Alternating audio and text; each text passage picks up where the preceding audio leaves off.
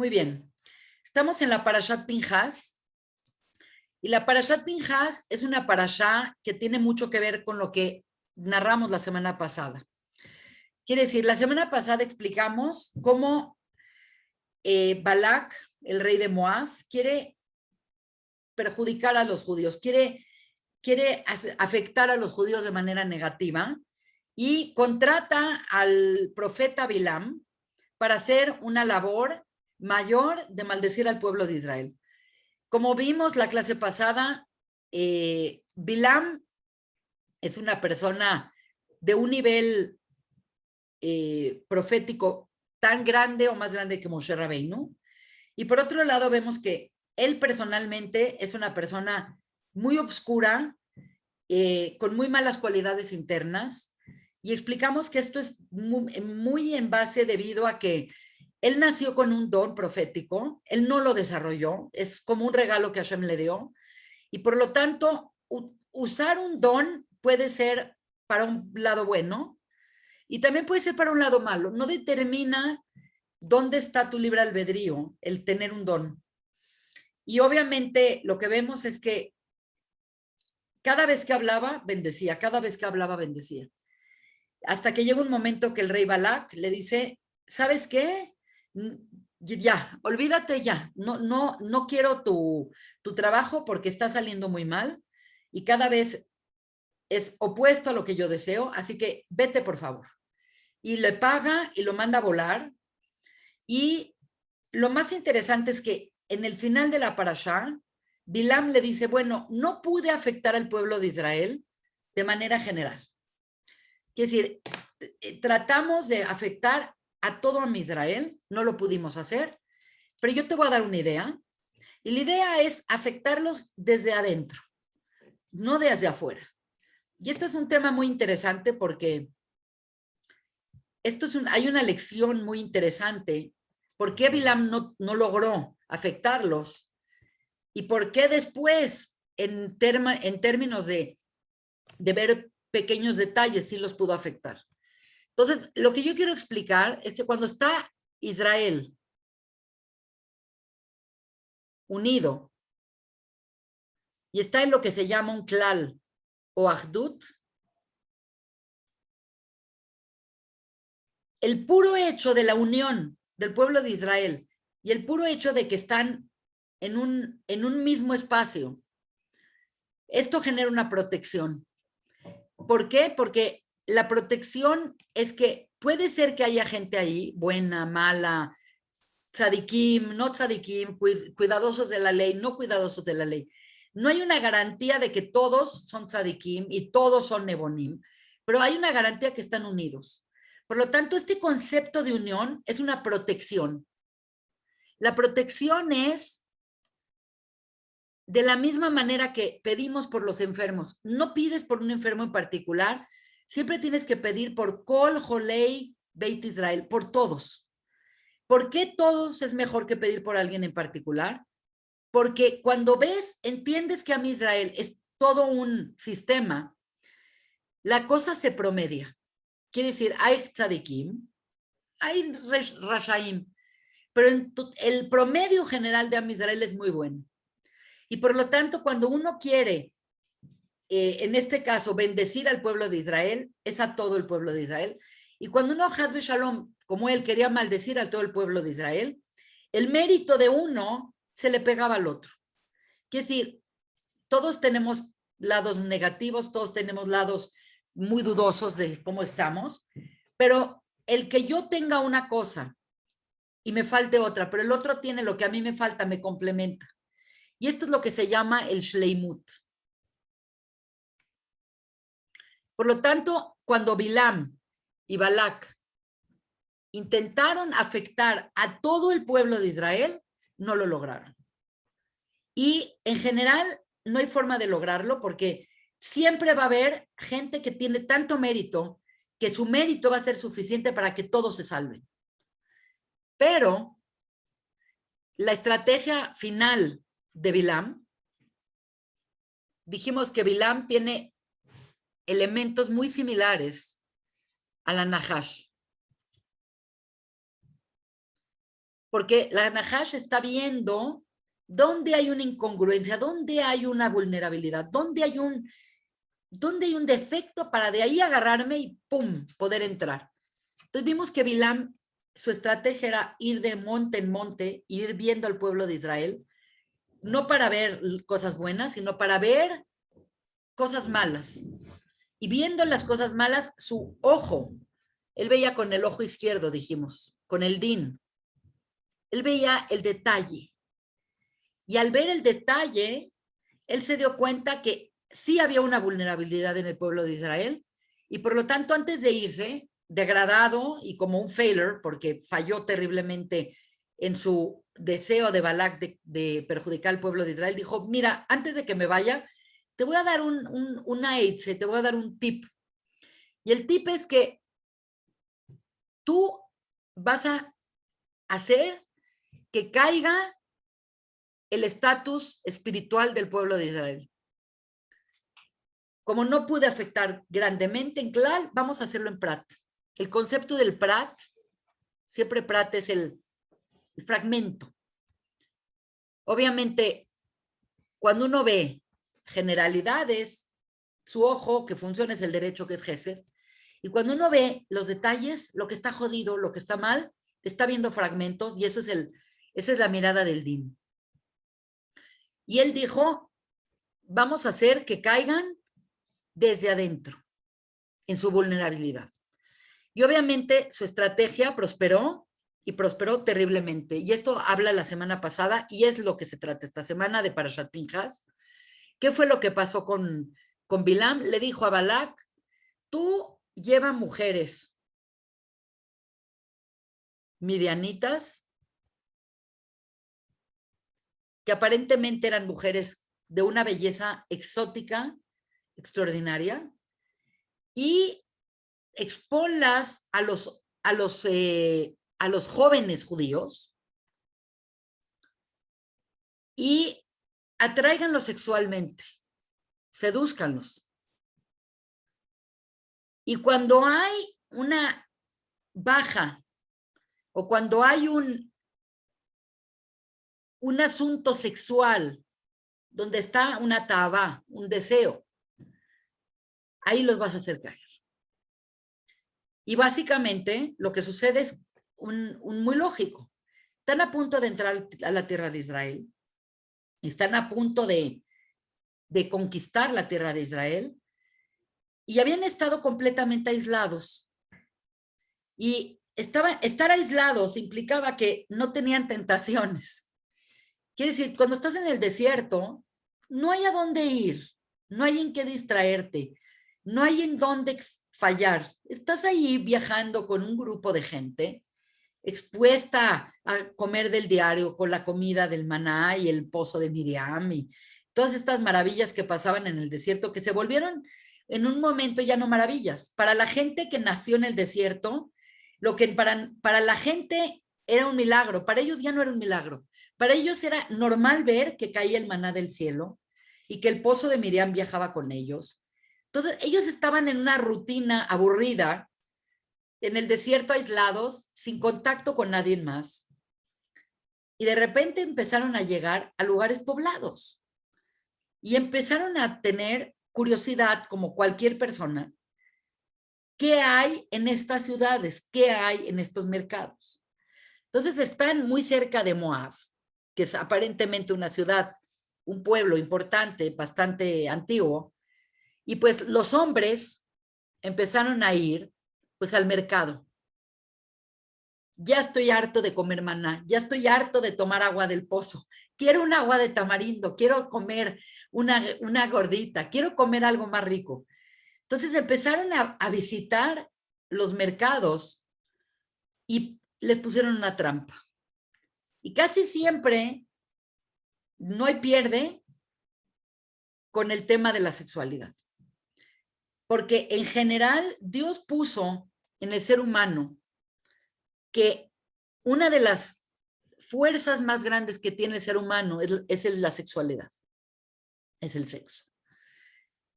Y el sexo es por donde la persona se reproduce, por donde pasa su material genético, por donde pasa su herencia, por donde pasa su educación. Quiere decir, Dios se aseguró de que las personas siempre encuentren interesante el sexo para que haya continuidad. Y hizo todo lo que el sexo tiene de placer, de imaginación, de todo esto es en todos los seres humanos y particularmente más en los hombres como algo muy atractivo. Por lo tanto, el consejo de Bilam prosperó de manera impresionante porque ahora empezaron todos los hombres a decir, pues vamos al mercado. Y llegando al mercado se encontraban con mujeres midianitas,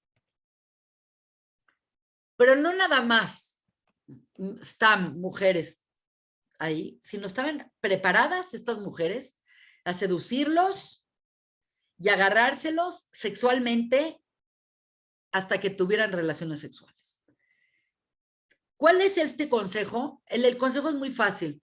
Una vez que el hombre está con una mujer sexualmente, pues crea un tipo de identificación o de bond o de unión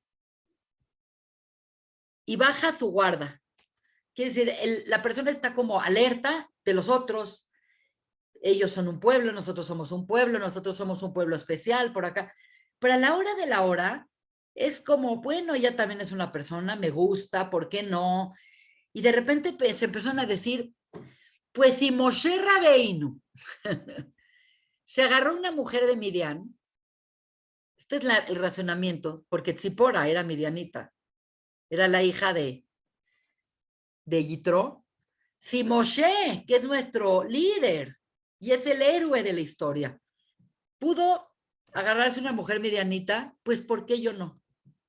Entonces, la primera instancia es lo que llaman en español, que no sé si en otros países existe, una cana al aire. Nada serio. Vi una chava, me gustó, me acosté con ella, no pasa nada. Hay un como un tema de no tiene ninguna implicación, tengo todo con control. Y no estoy hablando de que los hombres eran casados o no eran casados, no estoy hablando de un adulterio. Yo estoy hablando de caer en manos de mujeres y crear algún tipo de unión o de identificación emocional con ellas. Y ya una vez que estás involucrado emocionalmente con alguien y la otra persona te dice, bueno, acompáñame atrás a mi patio, y de repente en el patio resulta que tenían ídolos. Y el hecho de que habían estado tan aislados, también es muy interesante entender que cuando una persona está aislada, pues todo es como muy atractivo, todo es muy atractivo, todo es muy interesante. Y por lo tanto, pues no es que los Yehudim no eran gente bien y no es que no creían en Dios ni nada, pero no estaban preparados para esta seducción. Y por lo tanto, en este parashá, la situación llega a su clímax, donde el príncipe Zimbri, príncipe de la tribu de Shimón, cuando hablo de un príncipe, hablo de un dirigente, etcétera, etcétera, él fue seducido por una princesa midianita, una princesa de Midian, que dicen que era inclusive hija de Balac. Nada más para que tengas idea, este hombre, con tal de arruinar al pueblo de Israel, manda a su hija de prostituta. Y por lo tanto, su hija se llama Cosby, una mujer de belleza extraordinaria. Y este Zimbri se enamora de Cosby. Y el problema no es que tienen relaciones, porque bueno, dices, está mal, se metió con una Goya, se metió con una mujer que no es adecuada para ella, sino que en una manera despectiva va a tener relaciones con Cosby públicamente, en público, y frente al Ohel Moed, frente a la parte más kadosh del Mahané. Entonces, no es que se metió en una tiendita de campaña y se acostó y nadie se enteró y por acá y por allá. Agarró a esta mujer y enfrente de el Ohel Moed, enfrente de la tienda de encuentro, donde está Moshe hablando con Dios día a día. Y enfrente de todo mundo entran en una relación sexual apasionada, orgiástica, y todo el mundo se queda traumado, porque hasta este momento es una situación que nunca había ocurrido.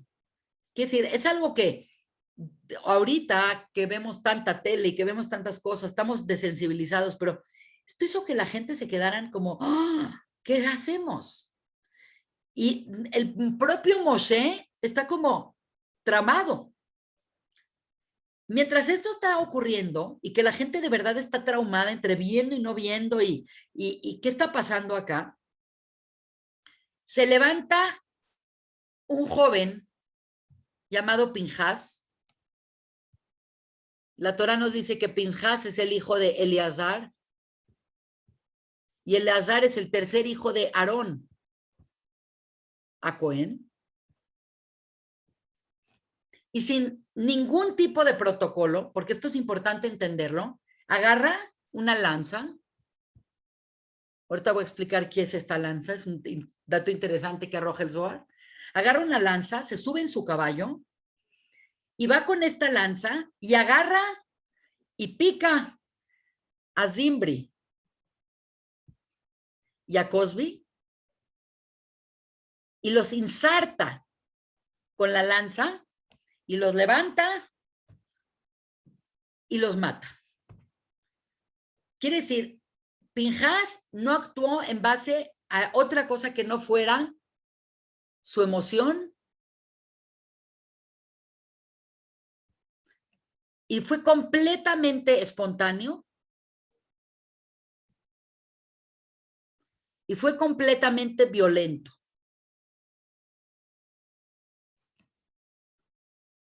Y así, cuando hizo eso, ya había habido muchísima gente en la tribu, principalmente en la tribu de Shimón, que habían agarrado a mujeres, medianitas, moabitas, y estaban metiéndose con ellas. Y este evento entre estos pobladores con las mujeres y todo esto, estaba causando una plaga que cobró la vida de 24,000 jóvenes judíos. En el momento que Pinjas pinchó a Zimbri y a Cosby, se acabó la plaga y ahora todo mundo está traumado. ¿Por qué Pinjas hizo lo que hizo? Que si tú, desde el punto de vista, perspectiva histórica, dices, pues sí, no podía haber que se haga una afrenta de este tipo. Pero la Torá, en general, no es una reglamentación o no es necesariamente un sistema que permite que una persona espontáneamente haga una violencia y por sus pistolas haga lo que hizo. Entonces, en un principio, la gente de Shimón fue contra Pinjas y lo querían matar. Y lo querían matar porque dijeron, ¿con qué derecho? Y en este momento ya había ley. Quiere decir, ya estamos a 40 años que se dio la Torá. Y la Torá tiene leyes y bajo ningún concepto la ley permite que una persona agarre y mate a otra sin hacer una corte y sin llevarla a juicio. Quiere decir, no es dentro de la perspectiva judía el que una persona se porte de esta manera. Aunque lo haya hecho Leshem Shamaim y aunque lo haya hecho porque no soportó su Neshama ver algo tan asqueroso. Es una escena espantosa, pero la gente de Shimón dijo, ok, hicieron mal, llévalos a la ley, llévalos con Moshe, júzgalos, y si la ley es que los matas, mátalos, pero esto los mataste a sangre fría. Esto que tú hiciste no es parte de la ley judía, esto que tú hiciste es tu venganza personal o algo se te metió adentro, pero está mal y la tribu de Shimón quiere matar a Pinjas. Entonces, lo más interesante de todo es que en ese momento, como que Moshe mismo no es tan importante, ni Aarón es importante, de repente todo el foco de atención se vuelve Pinjas, y de repente Dios otorga a Pinjas un Brit Shalom, un pacto de paz, y no nada más le da el pacto de paz, que no se entiende que es un pacto de paz, vamos a explicar qué es un pacto de paz, sino que le da y le dice, a partir de este momento, de ti van a venir los Kohanim. Entonces, cuesta mucho trabajo entender esta situación. Y el hecho es que lo que viene después de Pinjas es un censo. Parte de lo que es el Sefer Bamidbar, que es números en español, es porque hay varios censos. Y lo más interesante es que particularmente la tribu de Shimón, antes del censo, en el censo de la vez pasada, eran algo así como 56,000 hombres mayores de 20 años, y después del incidente de Pinjas, son algo así como 27. Quiere decir que, o 25 o 24, quiere decir que hubo una caída numérica de 24,000 personas que murieron debido a esta idea que tuvo Bilam de contaminar al pueblo con la sexualidad, y la sexualidad los llevó a la idolatría y se vino un problema gigante. Ahora, no podemos evitar pensar que cuando oímos la palabra o el número 24,000, pensaremos en Rabbi Akiva con sus 12,000 parejas de estudiantes, que son en total 24,000, y que también mueren de una plaga. Quiere decir, hay un espejeo muy interesante entre la historia de Rabbi Akiva y lo que pasó con Zimbri y Cosby y los 24,000 personas que murieron por plaga. Y el hecho es que el Zohar, y se los adelanto porque no voy a hablar de eso en particular, el Zohar nos dice que Zimbri, este príncipe de Shimón, y Cosby eran un tipo de unión muy importante, que obviamente tenían que haberse evitado esta unión, pero que había una atracción muy, muy grande, que tiene que ver con Hamor, el que violó a Dina. Quiere decir, esto ya trae un trasfondo espiritual muy importante, y que ellos, al morir de esta manera por Pinjas, van a reencarnar como Rabbi Akiva, aunque no lo crean, y su esposa Rachel. Y este va a ser el ticún de estos. Entonces, esta historia está muy interesante, pero nosotros vamos a analizar un aspecto filosóficamente mucho más importante. El aspecto que quiero analizar con ustedes en esta clase es la relación importante y constante que existe entre la sexualidad, el sexo y la idolatría. Se ven como cosas aparte, una cosa es una cosa, como diciendo, una cosa es una cosa con Dios y la otra es una cosa entre personas. No veo la relación a priori, se ve como una persona puede tener una vida sexual extraña y puede ser una persona Irat Hashem, todo, no se ve la conexión íntima que hay, pero es sumamente importante entender que la hay y que prácticamente una lleva a la otra y una refuerza a la otra. Entonces, para poder entender esto, tenemos que entender un principio básico, cosmogónico, desde que Dios creó la creación en sí, antes de crear al hombre y todo eso. La pregunta es, ¿por qué Dios creó la creación? ¿Por qué a Dios se le ocurrió hacer un mundo? ¿Por qué a Dios se le ocurrió hacer todo este sistema tan complejo? ¿Y por qué se le ocurrió hacer al hombre? Finalmente el hombre se ve como un ser muy riesgoso, un ser muy peculiar, puede hacer bien, puede hacer mal, destruye, construye. ¿Cuál es el motivo, ulterior motivo que especula la Torá por qué Dios decidió crear en primera instancia? Y la verdad es que vemos que los grandes cabalistas, desde el Arizal, Rabbi Ashlag, el Baal HaShem, Rav Kook, todos estos rabanim que nosotros hablamos constantemente de ellos, incluyendo al Gaón de Vilna, nos dicen que Dios es un ser perfecto y por definición algo perfecto significa que no le falta nada. La diferencia entre nosotros es que nosotros sentimos que nos faltan cosas y el concepto de perfección incluye que no le falta nada. Entonces, al perfecto no le puedes dar nada para que sea más perfecto porque ya es perfecto. Y no le puedes quitar nada porque ya es perfecto. Entonces, Dios tiene un halo de perfección y de que es inmutable y que nada le falta, pero por algún motivo místico y curioso, aparentemente esa perfección le faltaba un elemento que es poder tener, aunque suene raro, una relación con alguien o con otro. La palabra es otro que no sea él. Otro además de él. Dios puede crear sistemas que obedecen perfectamente su voluntad. Dios tiene huestes celestiales con ángeles que hacen las cosas como él dice exactamente.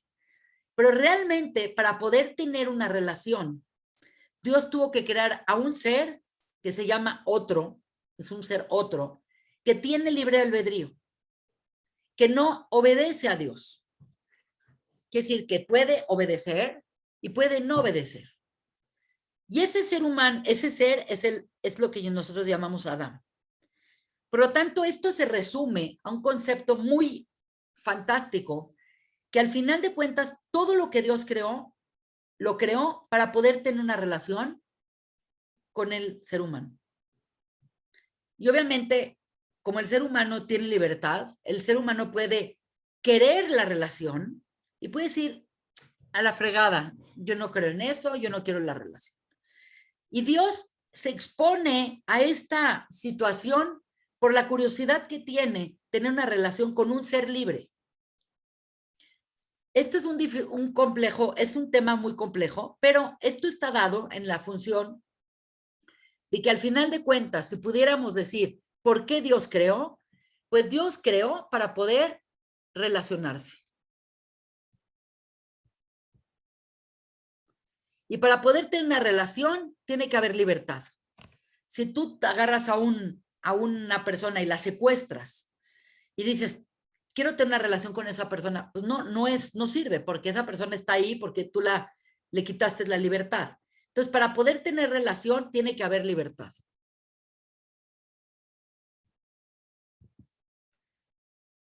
Por lo tanto, toda la historia que conocemos de la Torá, toda la historia a partir de Adán, es la historia de la relación del hombre con Dios. Esa es la Torá. Entonces la Torá cuenta que en un principio Adán estaba muy cercano a él porque estaba en un plano donde no había separación entre el hombre y Dios, y por lo tanto, en cierta manera sí había relación, pero también era un poco impuesta. Finalmente Adán comió del árbol y llegó al mundo donde vivimos, que es un mundo donde puedes ver a Dios o puedes no ver a Dios, donde hay evidencia que está y donde hay evidencia que no está. Y todos estos acercamientos, todas estas personas como Noah, Abraham, menciono a ellos en particular porque en particular a la relación nosotros le llamamos Brit.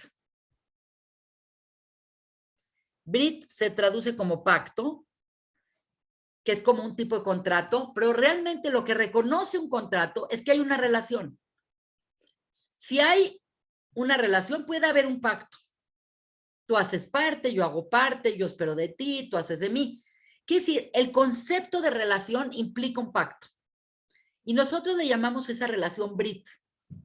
Por lo tanto, es muy interesante porque hay 3 veces en toda la Torá que Dios hace un Brit con el hombre, una relación que va a marcar relaciones arquetípicas.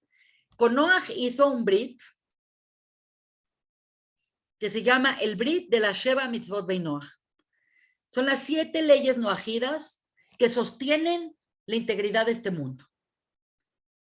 Cuando Noaj bajó del arca y el mundo estaba completamente diferente antes del diluvio que después del diluvio, Dios le dijo, voy a crear a través de ti una relación para que el mundo no se destruya por el mal del hombre, porque el hombre es malo desde que nació. Tiene la maldad dentro de él. También tiene la bondad, pero hay que reconocer que el hombre tiene capacidades malévolas gigantes. Y por lo tanto, mientras ustedes me cuiden estas 7 mitzvot, la relación se mantiene. Después, a las 10 generaciones llegó Abraham y Dios hizo un brit con Abraham, que es el Brit Milá, que es el Brit es un Brit mucho más amplio que el de Noaj, porque implica que no nada más el hombre obedece a Dios, sino el hombre obedece y el hombre se obliga a participar activamente en la relación. Entonces, lo que vemos de Abraham es que Abraham va más allá de lo que Dios le pide. Noaj nada más hizo lo que Dios le pedía. Y curiosamente, el tercer Brit que hace Dios con la humanidad, y de ahí ya no hay más, es el Brit de Pinjas, que es un Brit Shalom. Entonces, la gente cuando lo lee, no entiende qué es Shalom. Nosotros vamos a entender esta clase que es el Brit Shalom.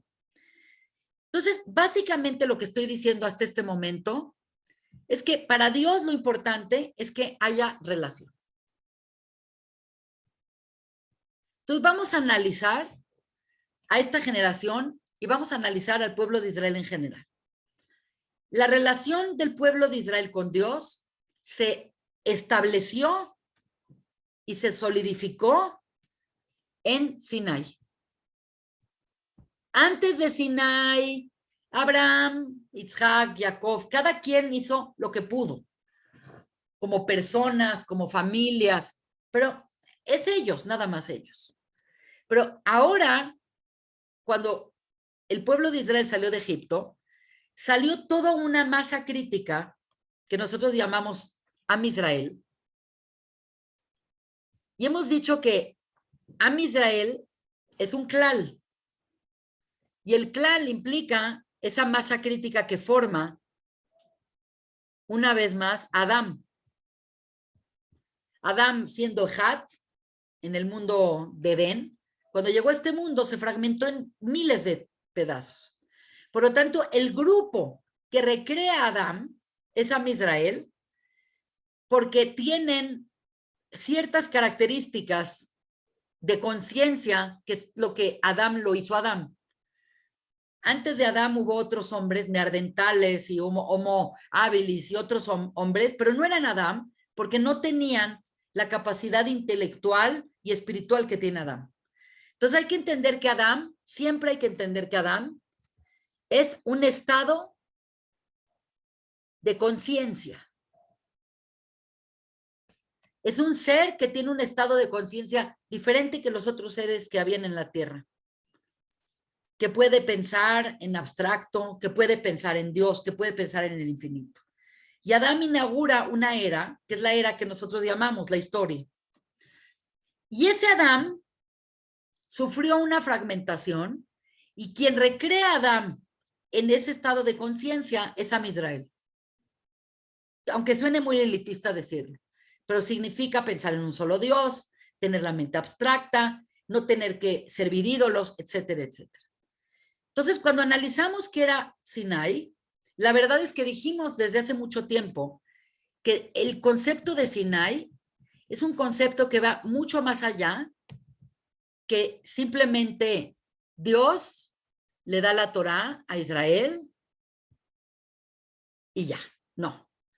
Hemos dicho que metafísicamente Dios, al dar, se vuelve una figura masculina. Israel, al recibir, se vuelve una figura femenina. Por lo tanto, desde el punto de vista místico, Matán Torah es conocido como Kiddushin, como la boda, los Eirusim. Es los esponsales de Dios con el pueblo de Israel. Dios nos dio la Torá y nosotros al decir Naseh ben Ishma somos como un receptor de su voluntad y creamos un lazo. Y ese lazo se llama Brit. Por lo tanto, la relación que tenemos con Dios no es una relación que puede cambiar. Estamos sostenidos por este Brit. Como un matrimonio está sostenido por un contrato. Aunque suene frío decirlo, el matrimonio es un contrato. Ah, que lo amo, que no lo amo, que sí lo amo, que me muero por él. Eso no importa. Finalmente, cuando una persona se casa con otra persona, hacen un contrato donde hay una correlación de derechos, obligaciones mutuos. Por eso se llama Brit. Por lo tanto, en un matrimonio donde se casa un hombre con una mujer, Areyat Mekudeshet, increíble, la palabra Mekudeshet viene de Kiddushin, Mekudeshet. Ahora estás separada para mí, Kedat Moshe be Israel. Quiere decir que hay un elemento que esta relación implica el concepto de la fidelidad.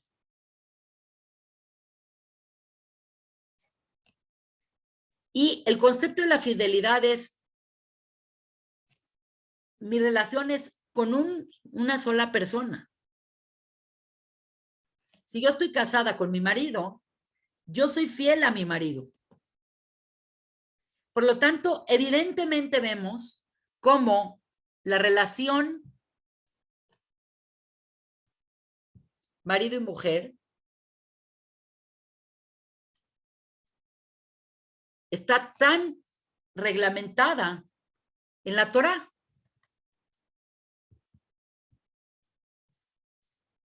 Y está reglamentada en la Torá porque la Torá contempla la parte emocional, contempla la parte de la familia, contempla todo, pero dice, para que esta relación se sostenga, tiene que haber confianza y tiene que haber un voto de fidelidad. En el momento que el hombre se va a trabajar y sabe que su mujer está en la casa, está con sus hijos o que fue a hacer sus cosas y que va a regresar en la noche, eso genera una confianza. Lo mismo la mujer tiene la confianza de que su hombre se fue a trabajar y que va a regresar y que va a traer el sustento. Quiere decir, esto genera el ambiente correcto para formar una familia y evidentemente el ingrediente principal que hay acá es la relación se basa en la confianza y en la fidelidad. Pues lo mismo es con Dios. Nuestra relación con Dios es una relación que requiere de confianza, que nosotros llamamos en cierta manera emuná. Tenemos confianza y tenemos que ser fieles. Y como se expresa la fidelidad, es lo que nosotros sostenemos y el pueblo judío ha sostenido toda su vida, que es el monoteísmo. Tener otros dioses o tener ídolos, que son otros dioses, es el equivalente a defraudar y engañar a Dios, como sería la forma de defraudar a tu marido porque te fuiste con otro. El concepto del monoteísmo y del monoteísmo ético y del monoteísmo puro que representa el judaísmo es que no tolera nada que no sea Dios. No hay intermediarios, no hay figuritas, no hay otras fuerzas, no hay naturaleza, no hay nada. Todo es Bidei Shamayim, todo es Dios. Y no puedo tolerar que tengas una relación con otros. Como un hombre no puede tolerar que una mujer diga, pues hoy te tocó a ti, mañana le toca al otro, por acá, por allá. Entonces, cuando el pueblo de Israel dijo Naseh ben Ishma y se comprometió a esta relación, se hizo un vínculo de confianza y se hizo un vínculo que dice para siempre. Esto no es nada más para esta generación que aceptaron, es Adolam. Por ese Adolam es que el pueblo de Israel en ese momento se volvió inmortal. ¿Por qué se volvió inmortal? Porque lo único que es eterno es Akadosh Baruj Hu. Entonces, si tú te pegas a algo eterno, pues te vuelves eterno. La cuestión esta fue, esto es Matan Torah, esto es Sinai, todo bien, precioso. Sube Moshe al Sinai, 40 días, y el problema, se empieza a ver una incertidumbre, porque la gente tiene una mente muy concreta. Quiere decir, es un pueblo que tiene la madera de volverse un buen partner, pero en ese momento hemos dicho que el pueblo de Israel estaba muy inmaduro y estaba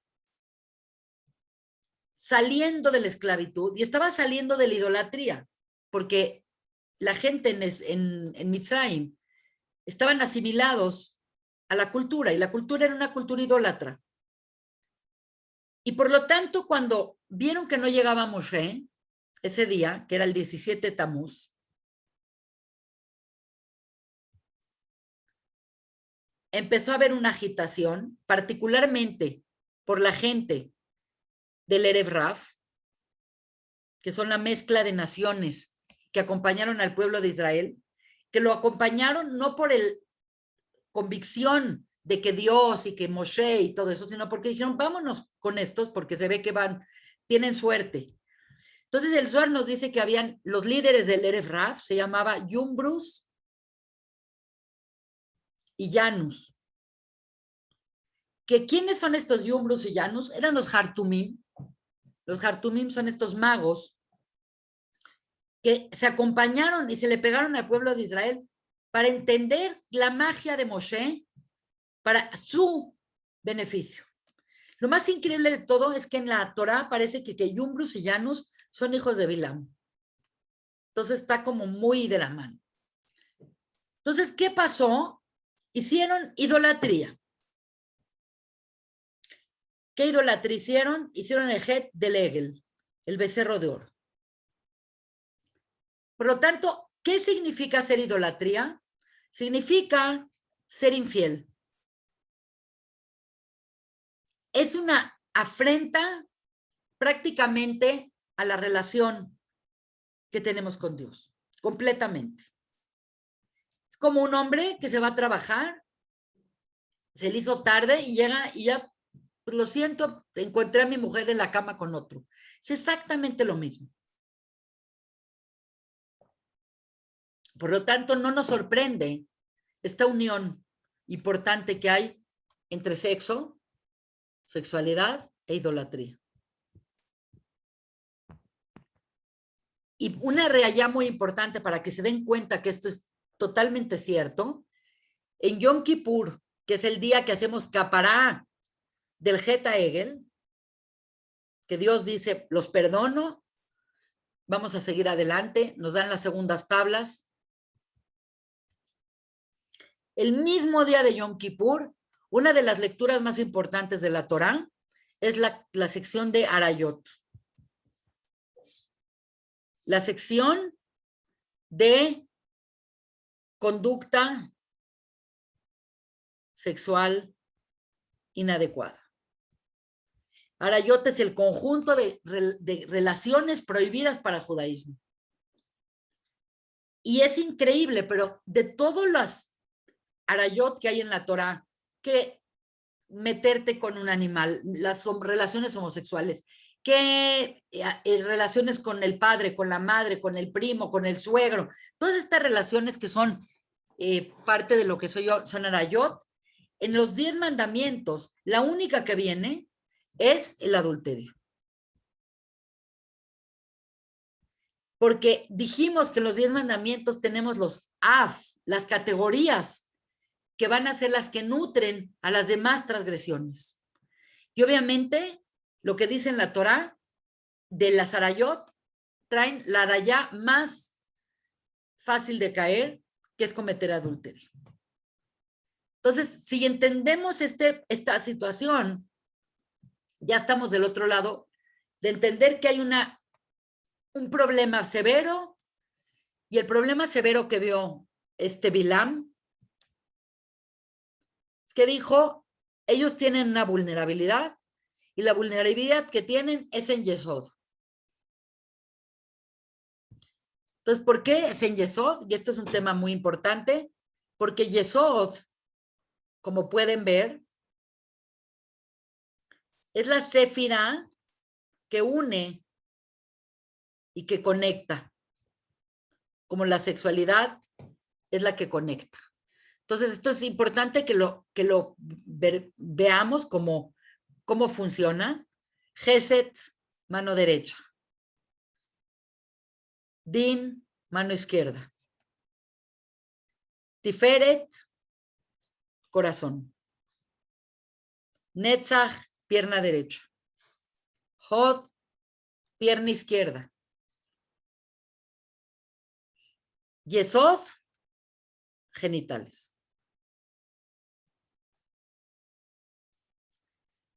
El problema en la sexualidad es un problema en Yesod.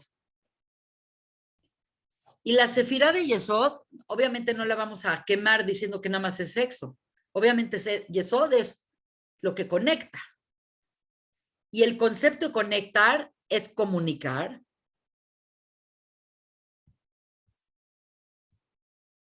Obviamente es la parte sexual. Y principalmente es la esfera del ego, del yo y de la identidad.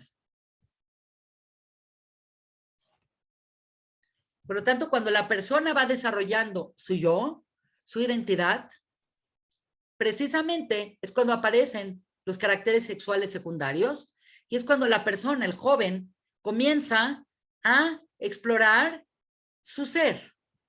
Porque es a través de la sexualidad que la persona, en cierta manera, comunica y por otro lado, entiende quién es él y cuál es su identidad. Esto en hebreo se dice etzem.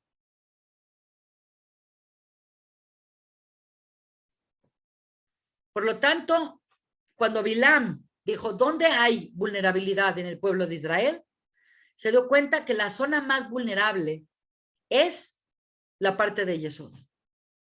Y lo más increíble de todo es que en la clase pasada mencionamos que cuando Isaf se iba a encontrar con Jacob,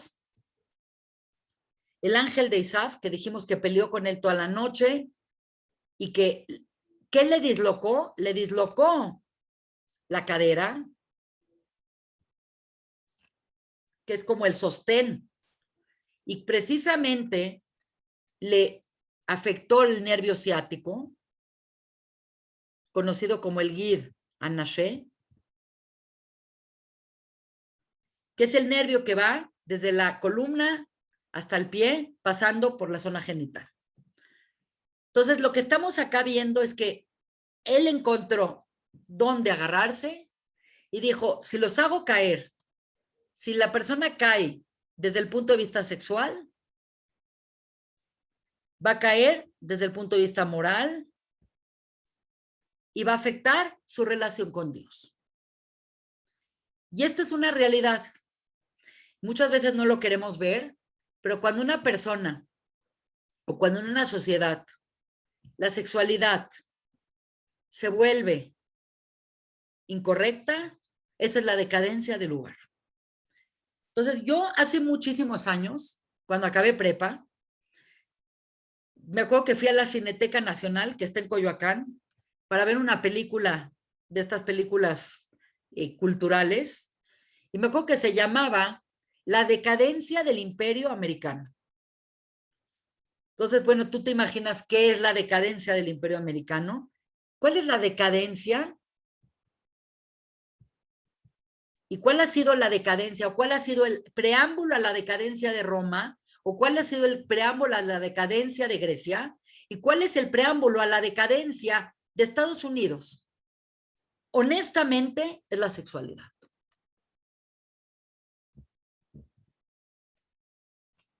Ahorita voy a explicar por qué. Y en esta película que vi, lo más increíble de todo es que, bueno, yo pensé la decadencia del Imperio Americano, pensé una película así gigante, y no, se trataba de 5 parejas,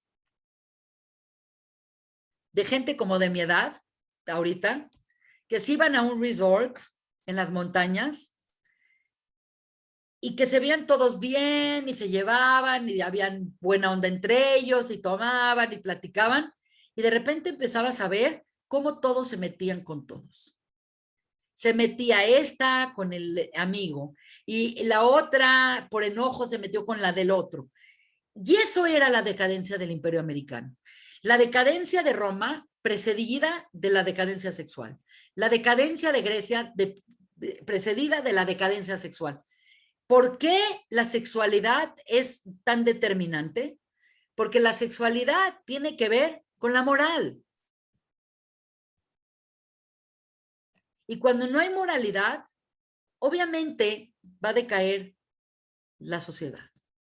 Por lo tanto, estamos en una etapa histórica muy peligrosa, porque ahora todo se volvió, tienes que tener cuidado de cómo hablas y tienes que tener cuidado de qué te expresas y qué dices y cómo lo dices, porque no puedes decir que algo está mal o que algo está bien, porque vas a ofender a alguien. Y entonces vivimos en un mundo con un relativismo moral y con una aceptación de la inmoralidad sexual que nos parece normal que una persona sea infiel, que una persona haga swingers, que una persona tenga todo tipo de parejas. Y pues mientras ellos se pongan de acuerdo no tiene nada malo. Y mientras esto no tiene nada de malo, y los matrimonios gays y los matrimonios de lesbianas y los matrimonios de estos, y de repente lo que estamos viendo es una falla estructural en la sociedad. Y es una realidad. Yo no estoy haciendo juicio moral, quién está bien o quién está mal. Simplemente desde el punto de vista de la perspectiva de la Torá, en un lugar energéticamente donde no sabes quién es el papá, donde no sabes quién es quién, donde la persona no quiere decir si es hombre o es mujer, porque soy hombre, pero internamente me siento como mujer, y otro, soy mujer, pero realmente soy un giver, soy un masculino, y de repente tienes niños de 6 años que dicen, no sé qué soy, no sé si soy homosexual. ¿Cómo puedes ser homosexual si todavía no tienes el impulso sexual? Entonces, verdaderamente tenemos que analizar y darnos cuenta que estamos viviendo en un mundo extremadamente jodido. Extremadamente jodido porque hasta nos da miedo tomar una postura y decir, está mal. Cuando yo estudié medicina, había el manual de psiquiatría diagnóstico se llama DSM. Y obviamente ha habido 1, 2, 3, 4, 5. Hasta el 4, la homosexualidad era una enfermedad. Era una desviación sexual llamada un trastorno. En el 5, ya no. Y en el 6, ya no se menciona. Ya no se menciona. Entonces, independientemente de lo que sentimos cuando vemos una persona, que podemos tener empatía de estas cosas que están pasando, definitivamente hay un problema acá. Y el problema cuando hay tanto destrozo en la sexualidad es que hay un problema en la integridad de la sociedad.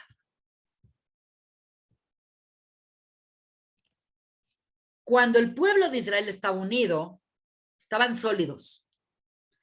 Pero cuando empezaron a hacer sus excepciones, se perdió esa integridad. Quiere decir, estaban sólidos. No los pudo atacar ni por acá Bilam, ni por acá Bilam, ni por acá Bilam. Se movía para atacarlo y no podía. Pero como toda víbora, dijo, vamos a meter una célula jodidita. Vamos a meter una cosita. Y vas a ver que internamente esto se va a hacer un problema. 24,000 personas. Ok. Esa es parte 1. No he explicado qué es el Brit Shalom y no he explicado qué pasó con este Pinjas. Lo que la Torá pone a Pinjas como una persona que la Torá lo llama celoso. En hebreo celo se dice quiná. Hay siná, que es odio, y quiná es celo, que es como un tipo de... También se puede confundir por envidia, pero me gusta más el concepto de celo. Pinjas, él vio una situación y vio que era una situación insólita.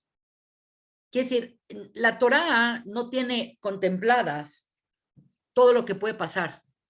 La Torá es un sistema de vida regulado por leyes, etcétera, etcétera. Pero hay miles de circunstancias que no vienen contempladas en la Torá. Esa es la grandeza de la Torá oral.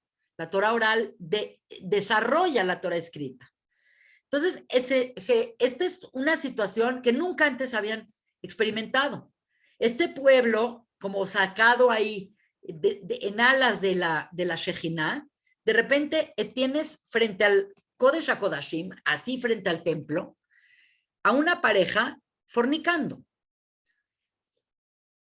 Y como con una cosa es, bueno, se me antojó la chava, pues me voy a un cuarto, ¿no? Pero esto era una provocación tremenda a la situación que se estaba viviendo. Y como la gente no sabía qué hacer, ahí vemos cómo se va a cambiar el liderazgo. Se va a cambiar el liderazgo porque las situaciones cambiaron. Las situaciones cambiaron. La Torah es la misma, pero el liderazgo va a cambiar porque en ese caso Moshe se sintió, ¿qué hago? No actuó en el momento. Él tenía que pensar, que contactar con Dios, qué hacer. Aarón lo mismo. Y Pinjas, el nieto de Aarón, ya no está Aarón acá. Ya estaba Eleazar. La semana pasada murió Aarón. Y Eleazar es el papá de Pinjas. Y él está ahí con Moshe, traumados, viendo esta escena dantesca, espantosa. Y de repente Pinjas, sin pensarlo mucho, se llenó de una emoción y dijo, yo no puedo tolerar este Hilul Hashem.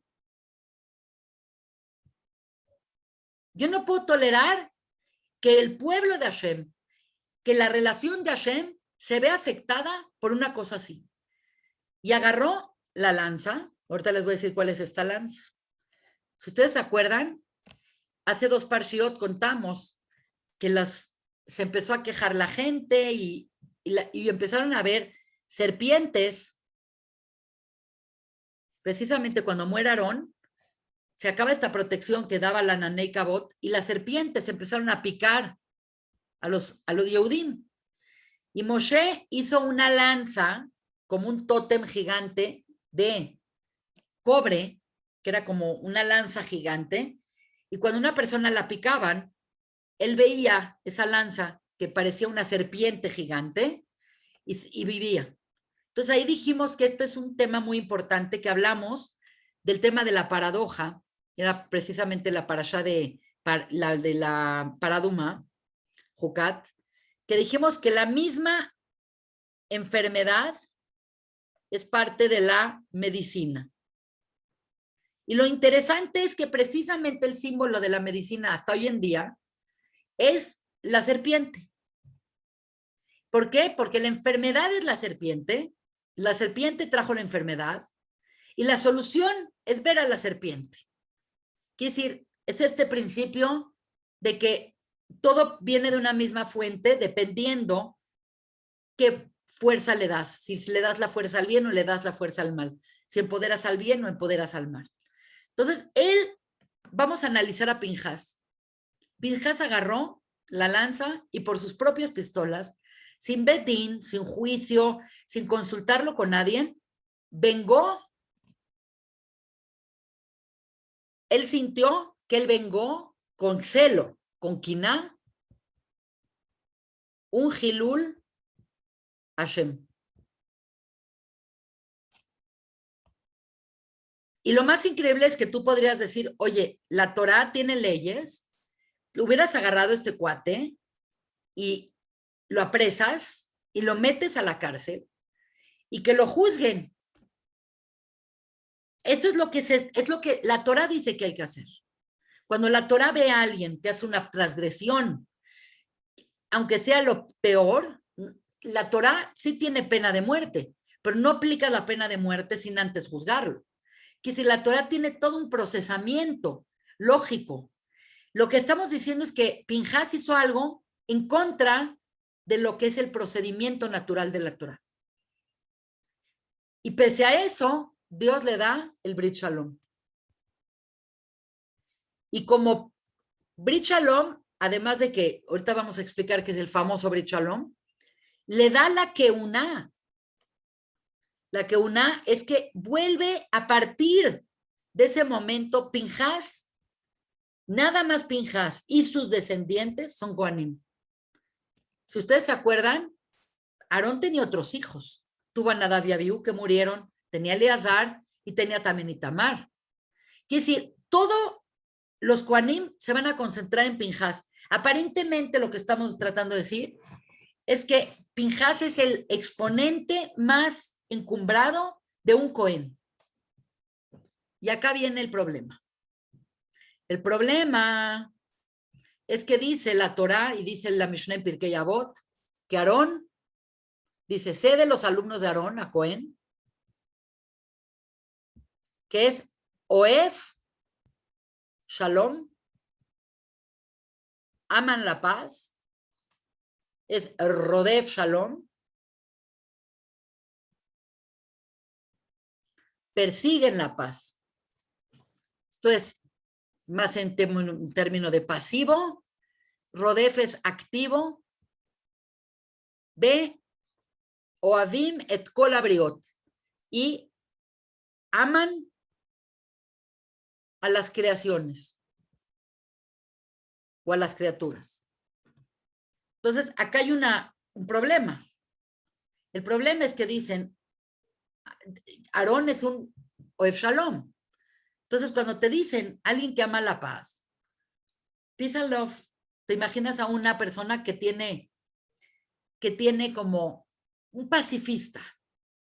Una persona que ama la paz es una persona que no es confrontativa, que no hace problemas, que deja pasar por la paz las cosas.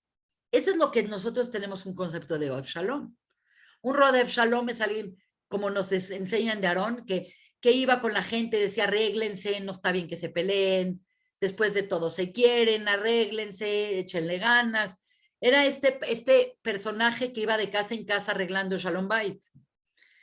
Y por otro lado está este concepto de Oavim et kol abriot, que le dan su lugar a todas las kibriot.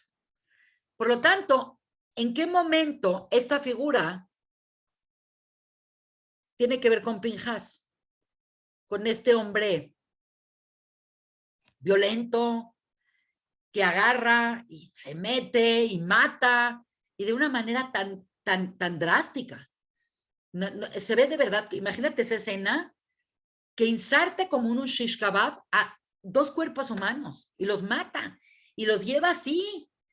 Se ve como un loco, de verdad. Y Dios dice, esto es un Cohen. De aquí viene la Keuna. Esta es la emoción que yo quiero de la Keuna. Esta es la grandeza de la Keuna. Entonces, evidentemente, el problema es que no entendemos qué es shalom. Nuestro entendimiento de shalom es un entendimiento muy mild, muy mediocre. Nosotros pensamos que shalom es llevar la fiesta en paz. Pero la palabra shalom, si ven cómo se escribe, viene de la palabra shleimut o shalem. ¿Qué es shalem? Más que es como una redefinición. Shalem es completo. Y algo completo es algo que está íntegro. Cuando algo está roto, dicen, perdió la integridad. Por lo tanto, lo que significa shalom no es llevar la fiesta en paz. Ese es por afuerita. Ese es, digamos, que el producto de algo más profundo. Es como la verdad o el emet no se remonta a decir la verdad. Eso lo estudiamos con Jacob Avinu. Titen emet le Jacob. Jacob no decía necesariamente la verdad. La verdad es algo mucho más profundo que nada más decir la verdad.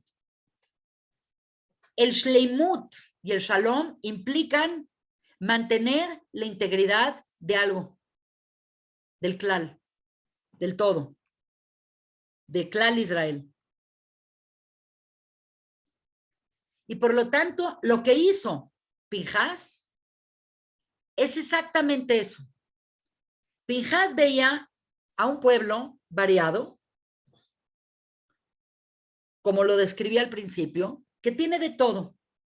Tiene tribus de un tipo, tiene tribus de otro tipo. Esto como describí el Mahané, es muy relevante ahorita, porque dijimos que el Mahané es esta estructura donde cada quien ocupa un lugar. En el desierto no era, bueno, ahora me voy a ir a dormir acá, ahora allá, ahora hagan lo que quieran. No hay una anarquía. Todo el concepto del Mahané es un concepto de un klal, y es el concepto de klal Israel, que tiene una estructura armoniosa, que tiene una estructura donde cada quien tiene su lugar. Algo que llama mucho la atención de la bendición de Bilam es este Ma Tobu Aleja Jacob. Qué bien están tus casas, Jacob. Mishkanoteja Israel. Están ustedes, cada quien ocupa su lugar. Son un pueblo que está aparte. Es un pueblo, cuando dice Bilam, Ma Tobu Aleja Jacob, Mishkanoteja Israel, significa que perfecta es tu armonía. ¿Por qué es perfecta tu armonía? Porque reconoces la diversidad. En el pueblo de Israel no hay uno igual a otro. Es un pueblo que precisamente no se hizo como un pueblo nada más, se hizo un pueblo a través de tribus. Y créanme que cada tribu es diferente. Rubén es temperamental, Shimón tiene un nivel de anger tremendo, Levi tiene un deseo de Kedushá tremendo, Yehuda es el líder, y Gad le gusta la retaguardia y está al pendiente de sus hermanos, y Benjamín es y Isahar es el estudioso, y Zebulún es el comerciante. ¿Por qué es tan importante esta diversidad? Porque la diversidad es como Dios creó el mundo. Con ver tu refrigerador o con ver la naturaleza, te das cuenta que Dios en su unidad creó mucha diversidad. Y por lo tanto, el concepto de Am Israel es un pueblo que cada quien, cada uno ocupa un lugar y el lugar de él es único. Por lo tanto, cuando uno ocupa su lugar y tú sabes tu lugar, no te peleas con nadie. No tienes problemas con nadie. Cuando tienes problemas con alguien es cuando crees que todos tienen que ser como tú o que otro es superior a ti, pero es como un cuerpo. La integridad a la que yo me refiero es la integridad que tiene nuestro cuerpo. Nuestro cuerpo no es nada más cerebro, nuestro cuerpo no nada más es páncreas. Tenemos piel, páncreas, sistema digestivo, hígado, sistema nervioso, corazón. ¿Quién puede decir que es más importante? que es menos importante el riñón que el corazón. Este es el concepto de un klal, esta diversidad. Este es el oez et kol habriot. Cada bria, cada cosa tiene su lugar. Por lo tanto, cuando Pinhas vio que la fibra de integración de este pueblo se estaba rompiendo y se estaba creando un vacío dentro de este pueblo, porque la palabra Hilul Hashem es desecrar el nombre de Dios, pero el Hilul viene de halal y la palabra halal significa un vacío de Dios. Dentro del pueblo de Israel, que estaban las tribus, y estaba dentro de todo el Kodesh HaKodashim.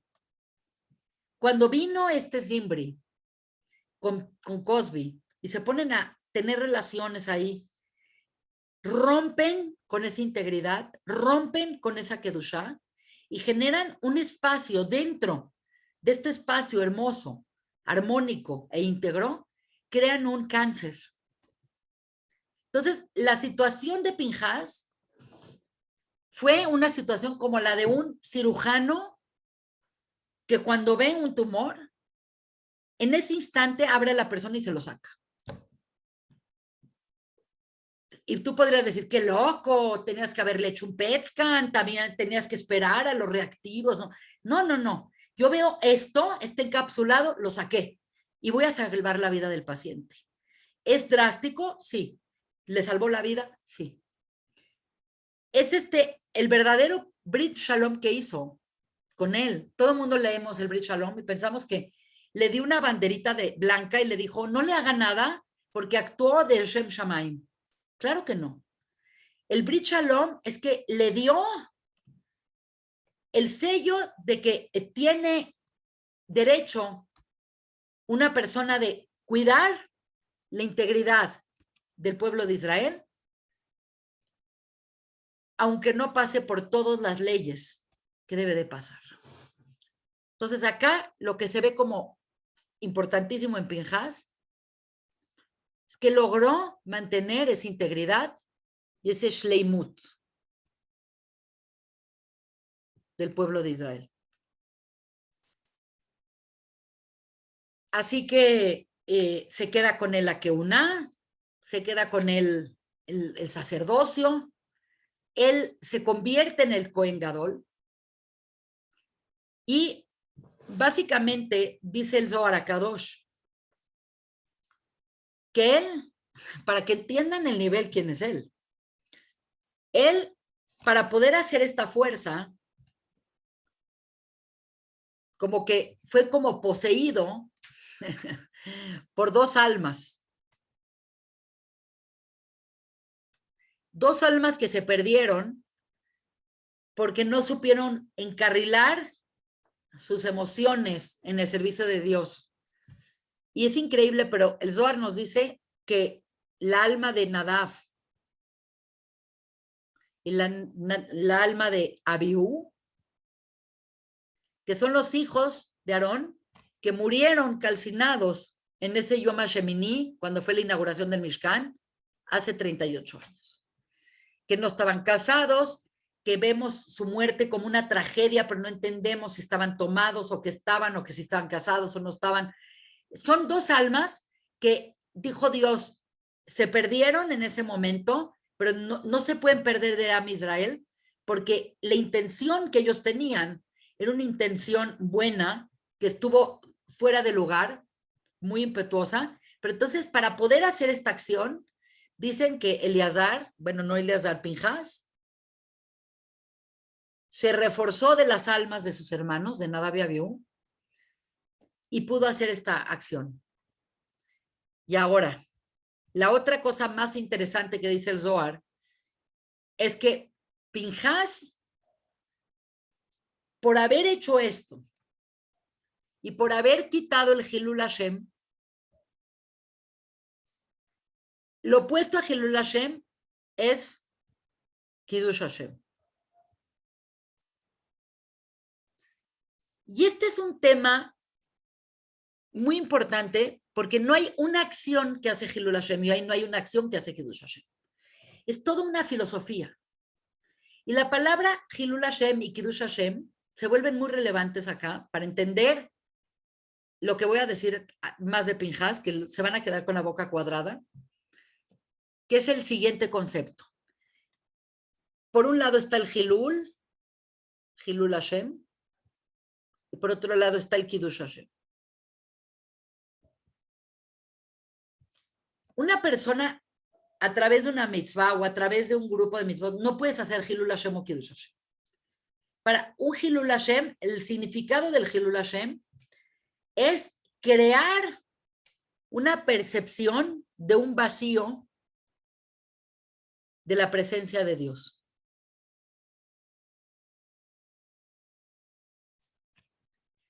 Es una acción o es un comportamiento que hace alguien o que hace una sociedad o que hace un grupo de gente donde crean un vacío en este concepto, que es un concepto hasídico, cabalístico, que dice que Hashem is everywhere. Tú puedes no ver a Hashem, pero el concepto es que Hashem está en todas partes, porque si no, no existiría lo que hay. Este es un concepto muy hasídico, muy panteísta de Hashem. No que Hashem es todo, sino que Hashem está en todo. Entonces, el concepto de Hilul Hashem es hacer una acción o hacer un comportamiento o hacer algo que hagas parecer que Dios no está acá. Un vacío de la presencia divina. Por lo tanto, no se puede hacer Hilul Hashem en privado. El Hilul Hashem se tiene que volver algo de percepción global. Entonces, cuando a un yehudí,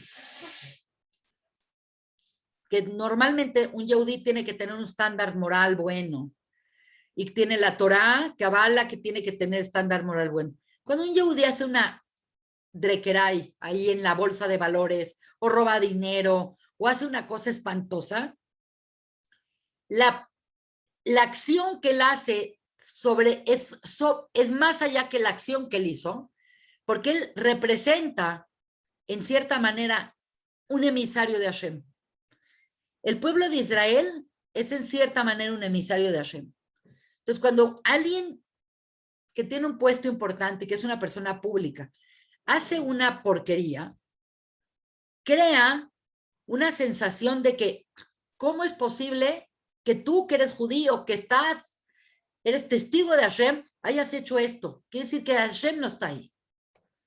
Por ejemplo, lo que hizo Madoff al defraudar a tanta gente y robarse tanto dinero y perder tanto dinero de la gente, fortunas de siglos. Entonces, la asociación de él al judaísmo hizo que se creara un Hilul Hashem. Y lo opuesto es un Kiddush Hashem. El Kiddush Hashem es hacer presente que Dios está.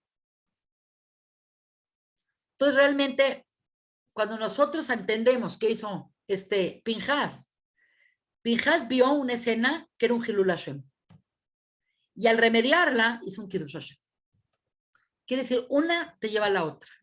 Y por lo tanto, este es el concepto último de esta clase, y por lo tanto, ¿quién creen que se convierte Pinhas en su grandeza? Eliyahu